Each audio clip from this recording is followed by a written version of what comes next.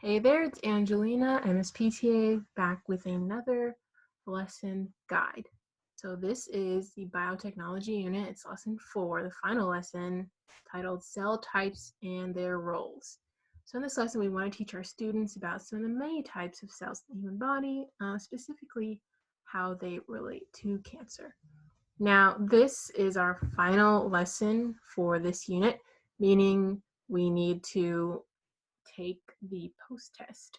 So I would highly recommend starting this lesson off with, just a nice review of everything you've learned so far in the unit, maybe going over past slides if you have, if you use slides to teach.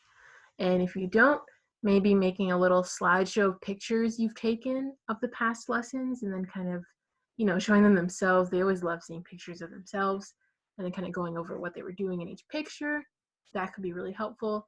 As long as you don't just throw the post test at them and say, finish it. You want to give them a little bit of prep first. So after you're done with the post test, we can get started with the lesson. So this one's pretty simple. We just have microscope and slides. Okay. I didn't really use these things. I used something else. So vocab, you want to go over cells, tissues, organ, cancer, tumors, basic kind of stuff. And I didn't actually follow the lesson plan for this one because the cell types here we didn't have in or as microscope slides.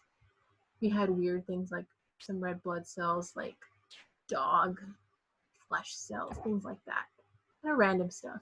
So for me, it was more of a microscope itself lesson, like how do we use microscopes, what can we use them to see, things like that. So you're probably going to be given 1 or 2 microscopes for this lesson.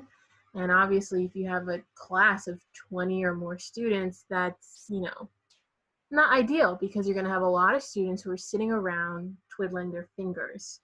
So I don't have it on me, but there was this really, really, really excellent blank picture of a microscope, and then the slide area was empty and you could draw anything in it. So in order to appease my bored students who weren't at the microscopes, I handed it to them and then I had them draw something that they wanted to see.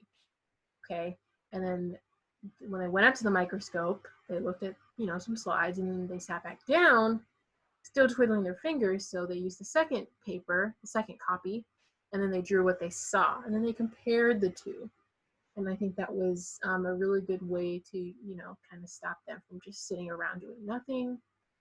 I also went over the parts of a microscope, the lens, the stage, all of that, the focus knobs, the parts of the microscope and how to operate one.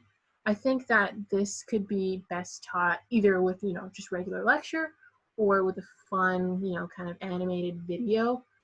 They really, really, really love videos, at least my students do, so that's a great tool for you. But yeah, maybe having a video playing in the background while some of the students are up looking at microscopes could be helpful to keep the others entertained. Or you can do a little lecturing if you'd like. Also, you want to send up 1 table group at a time. 2 students at a time would just be too much, back and forth. So 1 table group at a time will suffice, and maybe have them take a look at, 1 or 2 different kinds of slides. As long as you time it well so that every table has a chance to see, and you make sure that all the students are taking turns. And yeah, that's pretty much all I have for this lesson.